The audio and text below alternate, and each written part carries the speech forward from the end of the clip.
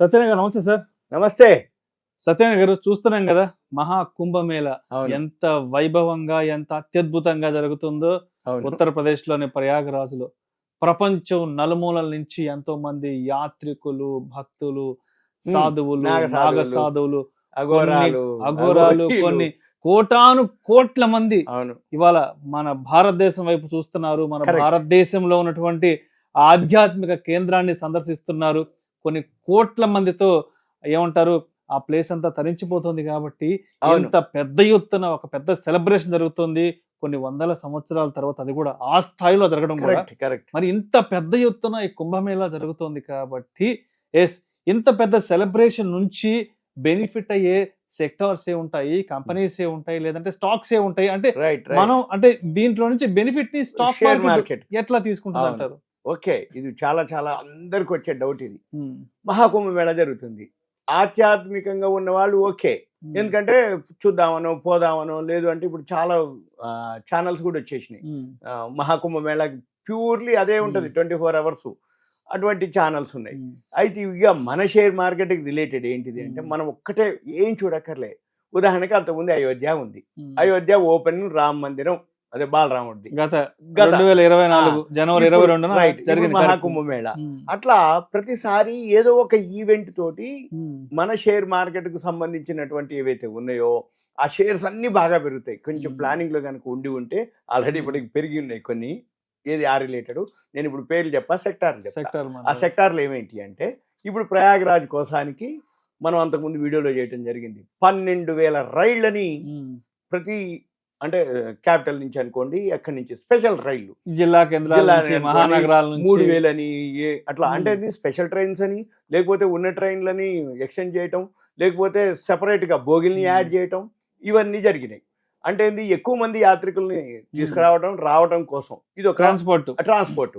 అంటే ఏంది, రైల్వేకి సంబంధించి ఏవైతే రైల్వేకి సంబంధించిన షేర్లు అన్నీ ఆల్రెడీ ఓకే, ఎవరైతే ఉన్నారో ఇప్పటికి కూడా ఫండమెంటల్గా చూసుకొని టెక్నికల్ చూసుకొని ఎంటర్ అవ్వచ్చు. ఏది రైల్వేకి సంబంధించినవి అన్ని, టికెట్ బుకింగ్లు అనుకోండి, లేదు ఇక FMCG, fast moving consumer goods, తిండి అనేది ఏదైతే ఉందో, ఇంట్లో ఉండటం వేరు, మనం బయటికి వెళ్ళినాక మనకి తిండి దొరకదు. కాబట్టి తిండికి సంబంధించిన ఎఫ్ఎంసీజీకి, ట్రాన్స్పోర్ట్ అనుకోండి, పోవటానికి రావటానికి, అంటే ఏదైతే ఉన్నాయనుకోండి, ఇప్పుడు పాత వెహికల్స్ ఉంటాయి, వాళ్ళు తీసుకుపోరు, ఏమైనా లేకపోతే బండి ఎక్కడ ఆగుద్దు అని. అంటే ఇది ఆటో సెక్టార్లో కొత్త కార్లు, కొత్త బస్సులు, అక్కడ లోకల్ గా తిరగడానికి ఎలక్ట్రిక్ వెహికల్స్, ఈవీ ఆటోలు అన్ని కొత్త ఉంటాయి అక్కడ, అన్ని కొత్త. ఎందుకంటే బండి ఆగొద్దు, ఎక్కిన అంటే ఇప్పుడు రిపేర్ రావద్దు, ప్రాబ్లం రావద్దు, అది ఫుల్గా ఉండాలి. అంటే కొత్త బండ్లకి ఆ ఫెసిలిటీస్ ఉంటాయి. పాత బండ్లకి ఏంటంటే ఇక రిపేర్లు ఎక్కువ వస్తాయి. కాబట్టి అదొకటి. ఇక తర్వాత ఆటో సెక్టార్ ఓకే, మళ్ళీ హోటల్స్ ఓకే. హోటల్స్ ఏంటిది మరి, అకామిడేషన్ ఎక్కడ, టూరిజం వాళ్ళు ఓకే. మళ్ళీ వీటన్నిటితోటి అడ్వర్టైజ్మెంట్స్ ఓకే. ఎందుకు, అక్కడికి పోగానే ప్రచారాలు, పెద్ద పెద్ద స్క్రీన్లు ఉంటాయి. ఇగో మా పేస్ట్ వాడండి, మా సబ్బు వాడండి, అవన్నీ అక్కడ ప్రచారాలు చేస్తారు. మళ్ళీ అవి సేల్స్ బాగా పెరుగుతాయి. మళ్ళీ వీటన్నిటితో పాటు ఈ అక్కడ కెమెరాలు, అంటే ఏంది, సీసీ కెమెరాలు అవి కొన్ని వేల కెమెరాలు అక్కడ సెట్ చేయడం జరిగింది. ఆ కెమెరాలు ఏ కంపెనీలు సప్లై చేసినాయి, ఏది ఆ సీసీ కెమెరాలు. మళ్ళీ వీటన్నిటితోటి డ్రోన్లతోటి వాళ్ళు రికార్డింగ్ చేయడం జరుగుతుంది. ఆ డ్రోన్లు ఏ కంపెనీకి ఇచ్చారు డ్రోన్లు అవి. మళ్ళీ వీటన్నిటితో పాటు ఇప్పుడు ట్రాన్స్పోర్ట్ పోతాం కదా, మరి పెట్రోలు, డీజిల్, గ్యాసు, ఏవైతే ఎలక్ట్రిక్ వెహికల్స్, బ్యాటరీలు, ఇవన్నీ కూడా మూమెంట్ వస్తాయి. ఒక్కసారికి ఇవన్నీ సేల్స్ పెరుగుతాయి, ప్రాఫిట్ పెరుగుతుంది. ఒక్కసారికి ఆ షేర్లు అన్నీ పెరుగుతాయి. ఒక్క సెక్టార్ కాదు, ప్రతి సెక్టార్లో మూమెంట్ ఉంటుంది. ఇప్పుడు అక్కడికి పోయిండ్రు, ఇప్పుడు ఇక అంటే బట్టలు కూడా కొత్త, టెక్స్టైల్ కూడా పోతాయి తెలుసా. మరి ఇప్పుడు ఆధ్యాత్మికంగా ఉండాలంటే జీన్స్ వేసుకొని పోతావా, అంటే ఏంది, మన భారతీయ సాంప్రదాయ వస్త్రధారణ, అంటే ఆ పంచలు లాంటివి, లేకపోతే పంచలు, ఆ కండువాలు, ఏదైతే చాలా మంది కాషాయం, విదేశస్తులు లక్షల మంది, వేల మంది వస్తున్నారు. వాళ్ళు కూడా మన భారతీయ సాంప్రదాయాన్ని కడుతున్నారు. కరెక్ట్. అంటే ఏంది, అవి ఎంత సేల్స్ పెరుగుతాయి ఇక మీరు గెస్ చేయొచ్చు. అంటే ఈ ఒక్క సెక్టార్ కాదు, అన్ని సెక్టార్లు. మళ్ళీ వీటితో పాటు మ్యాన్ పవర్. మరి ఇప్పుడు ఇంతమంది పోతుంటారంటే వీళ్ళందరికీ మనుషులు కావాలి. వీళ్ళంతా ఏంది, యూత్ కాదు కదా, అంటే ఉంటే ఎబో అంటే జనరల్గా ఆధ్యాత్మికంగా అంతా ఎబో 50-60 ఎబో ఏజ్ ఉన్న వాళ్ళే ఉంటారు.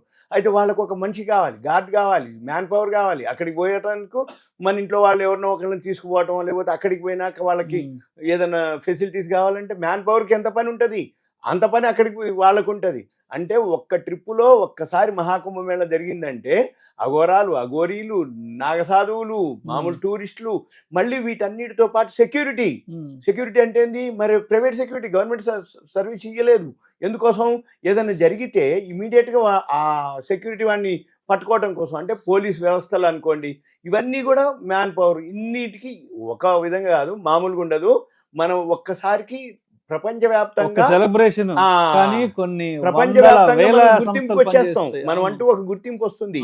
ఆ గుర్తింపుతోటే ఈ మహాకుంభమేళాలో ఇంకా అన్నమాట, అంటే కనపడేది కొన్ని, కనపడని కొన్ని, కనపడకుండా ఈ మన షేర్ మార్కెట్లో గనక వాళ్ళు గనక వెతికి పట్టుకోగలిగి చేస్తే కొన్ని వందల కంపెనీలు ఉన్నాయి. అయితే సెక్టార్లు ఉన్నాయి, కానీ ఆ సెక్టార్లో బాగా ప్రాఫిట్లో ఉన్నటువంటివి మహాకుంభమేళాకి ఏవైతే కంపెనీలు ఆర్డర్స్ వచ్చినాయో అవే మీరు తీసుకోవాలి. అంతే తప్ప ఇప్పుడు మనం షేర్లు గీర్లు పేర్లు చెప్పడానికి కొంచెం టైం సరిపోదు.